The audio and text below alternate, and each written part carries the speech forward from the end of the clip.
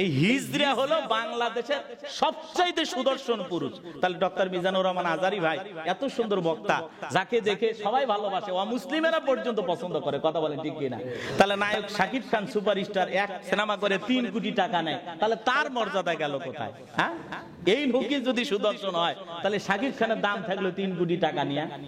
তো এই যে এই দেশে অপপ্রচারের নামে হিজড়াদেরকে সামনে নিয়ে এসে প্রমোট করে বলা হচ্ছে, এটা আমেরিকা পান নাই, লন্ডন পান নাই, যে এদেশের মানুষকে যা খাওয়াবেন তাই খাবে।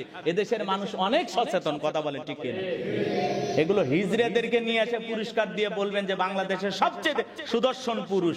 তাহলে এইটা কি? মুখে দাড়ি নাই, মুখে গোঁফ নাই, মহিলাদের মতো ক্লিন পরিষ্কার, দেখে বোঝাই যাচ্ছে যে এটা একটা হিজড়া, কথা কয় না? বিদায় এখানে আপনার কোনো অধিকার নাই।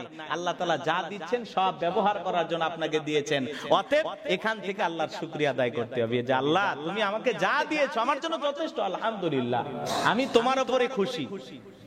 কথা কি বুঝতে পেরেছেন?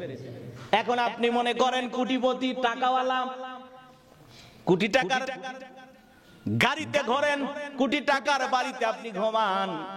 আপনি যখন আজান হওয়ার পরে মসজিদে চলে এসেছেন, আপনার এই গ্রামের একজন মানুষ শ্রমিক মাথার ভিতরে সিমেন্টের বস্তা নিয়ে কাজ করে, আজান হয়েছে, আল্লাহর গোলাম ওই নোংরা পোশাক পরিষ্কার করার সময় পায় নাই, কোনো মতে ওযু করে মসজিদে ঢুকেছে। আপনি পাশে কোটিপতি দাঁড়িয়ে নামাজ আদায় করতেছেন, আর আপনার পাশে একজন শ্রমিক এসে দাঁড়িয়েছে। বলেন তো বাজান, ওই কোটিপতিকে একটা বারের জন্য বলতে পারবে তোমার নোংরা দুর্গন্ধ পোশাক নিয়ে তুমি একজন শ্রমিক, তোমার শরীরে কাদা মাখা, ময়লা মাখা, তুমি আমার পাশে কেন দাঁড়িয়েছো, এখান থেকে তুমি সরে যাও? বলতে পারবে? বলতে পারবে না। কারণ ওই মানুষটাও জানে আমি কোটিপতি হতে পারি, কিন্তু এখন আমি মসজিদে প্রবেশ করেছি, আমি আল্লাহর গোলাম, আল্লাহকে খুশি করার জন্য এসেছি মসজিদের ভিতরে। আমার এমন কোন আচরণ করা যাবে না যে আচরণের কারণে আমার মালিক বেজার হয়।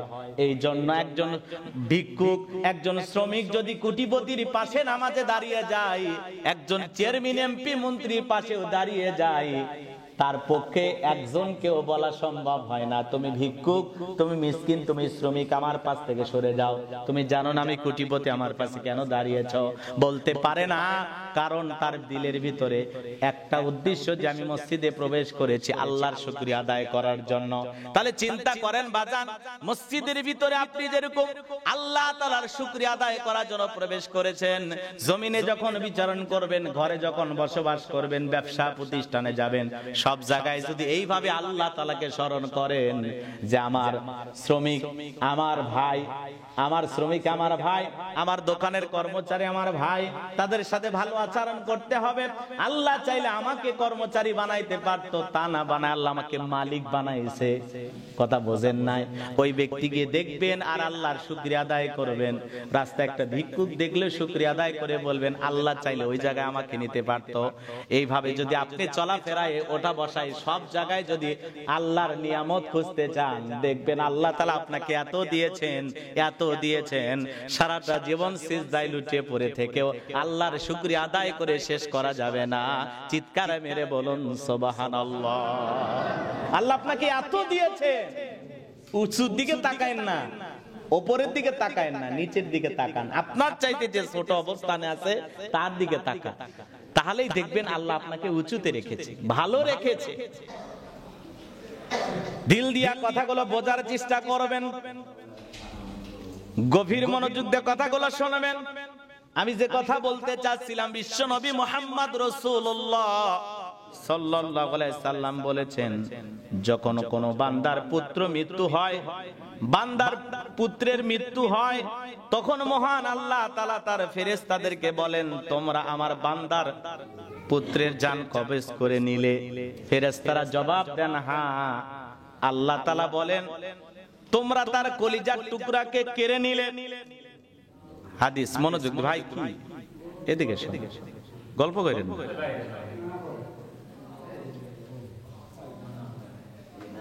তোমরা তার কলিজার টুকরাকে কেড়ে নিলে। ফেরেশতারা জবাব দেন, হ্যাঁ। আল্লাহ তাআলা তখন বললেন, আল্লাহ তখন বলেন, আমার বান্দা উত্তরে কি বলল? আমার বান্দা উত্তরে কি বলল? আমি তো তার পুত্রকে কেড়ে নিলাম। তোমরা তার জানটা কবজ করেছো। উত্তরে সে কি বলল? ফেরেশতারা জবাব দেন, সে আপনার শুকরিয়া আদায় করেছে, ইন্না লিল্লাহি ওয়া ইন্না ইলাইহি রাজিউন পড়েছে, আপনার শুকরিয়া আদায় করেছে। আল্লাহ রাব্বুল আলামিন তখন এই কথা শোনার পরে ফেরেশতাদেরকে বলেন, আমার বান্দার জন্য জান্নাতে একটি ঘর নির্মাণ করো, আর সেই ঘরের নাম দাও বাইতুল হামদ, প্রশংসার ঘর। সুবহানাল্লাহ। এই হাদিস দ্বারা কি বুঝলেন? কারো সন্তান যদি মারা যায় আর এখানে যদি আপনি সবর করেন, আল্লাহ তাআলা এতদিন আমার ছেলের হায়াত দিয়েছিল, বেঁচে ছিলেন, আলহামদুলিল্লাহ আল্লাহর ফয়সালা হয়েছে, আমার সন্তান চলে গেছে, ইন্না লিল্লাহি ওয়া ইন্না ইলাইহি রাজিউন, আল্লাহর ফয়সালা হয়েছে, আল্লাহ নিয়ে গেছে, আমার কোনো আফসোস নাই।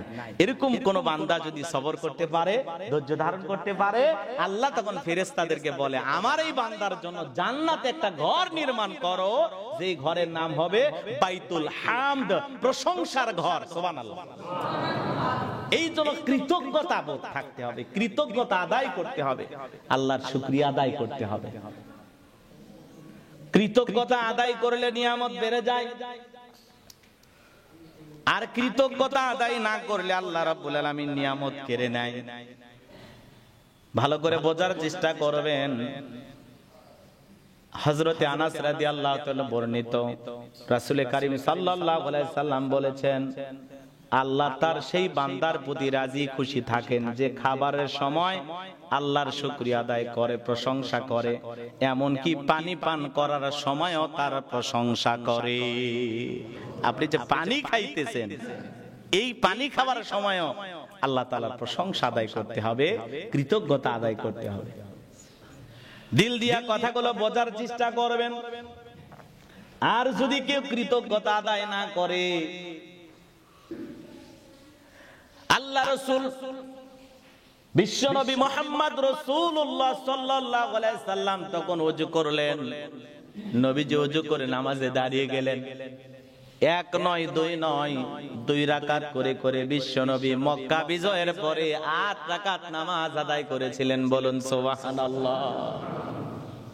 নবীজি বিজয় উল্লাস পালন করলেন, মাথাটা নত করে রবের শুকরিয়া আদায় করে আল্লাহ তাআলাকে সিজদা দেওয়ার মাধ্যমে নবীজি শুকরিয়া আদায় করলেন, কৃতজ্ঞতা প্রকাশ করলেন।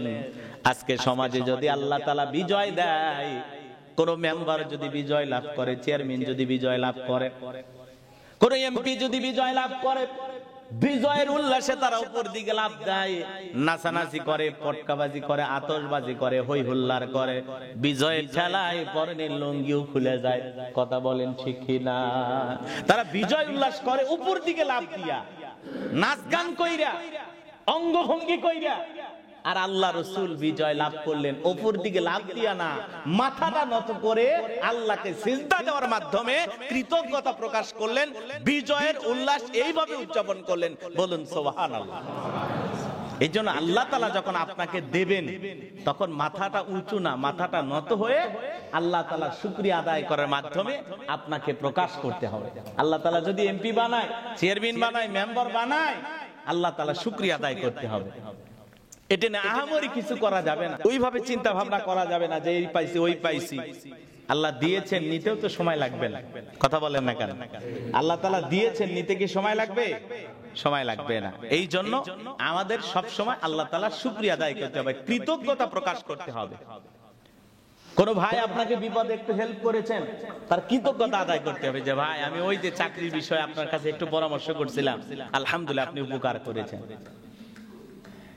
বড় ভাই পরিশ্রম করে ছোট ভাইকে পড়াশোনা করায়, বড় ভাই জীবনে চাষাবাদ করে গেল, অনেক পরিশ্রম করে গেল, আর ছোট ভাই চাকরি পাইছে, প্রতিষ্ঠিত হয়েছে, ঢাকায় থাকে বা বিদেশে থাকে।